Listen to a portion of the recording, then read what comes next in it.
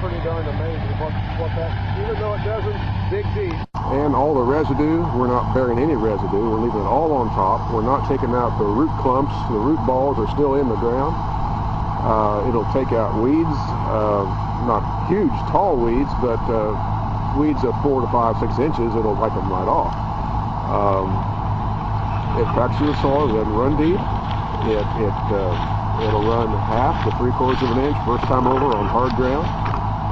And the second time it'll go a little bit deeper, but in the meantime it's mulching everything and leaving all the residue and finer ground up dirt on top, preserving the subsoil moisture. And right now this year, that's a key feature because a field cultivator or a disc is going to fracture it 3 to 4 inches deep.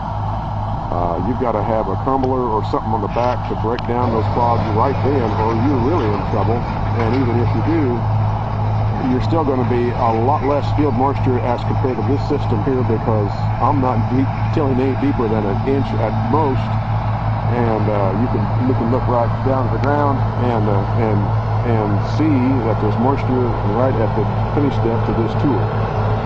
So I think it's a winner. Lay these stalks down like you see them right here, and then they'll have time to lay there wet and rot and wet and rot. And by spring, then run out to that field prior to planting. And I don't mean 3 weeks prior, I mean a day prior. Run those fields and plant, and you'll have gobs of moisture, you'll have mellow soil, and the residue will be much less than you see it right here, right now.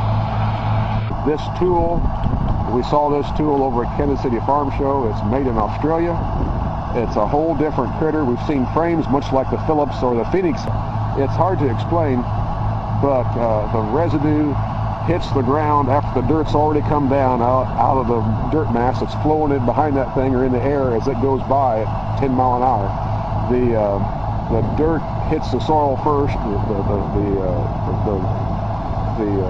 organic matter and the stalk tissues, all that comes on, lays down on top, and that's exactly where I want them, because I don't want that stuff in the root zone, in the planting zone, and seed zone. Diamond Harrow 45 rice. How many acres per hour do you think that you could do with this? Did a little math at 8.2 miles an hour, and that's what I was running with a front wheel assist 250 horse tractor. Front wheel assist 250 horse at 8.2 miles an hour. I called up a friend and punched some numbers on a calculator, and I said, hey, we're figure it 42 feet wide, because I'm 45 foot wide in the Harrow, so figure it 42 at 8 miles an hour. And do the math, and it ends up 42 point some odd acres per hour. So you take the turning, you take the turning rounds out of it, and you're back down to probably 35, 37 acres an hour. But that's not too shabby for a front wheel assist pulling something that's going to do this kind of work in this field. Well, stress. Don't expect to think that you're going to go out here with this chain and this Harrow. That's why Harrow is a strong word. Because they're not going to till 2, 3, 4 inches deep. They'll get there. They will never get they'll never get deeper than 2 inches, unless you just got flat out sand and soft areas. But in this heavy blacker soil, if I run 1 inch deep, I'm tickled, because that top inch is a nice cover for the moisture underneath, and I can plant right through it.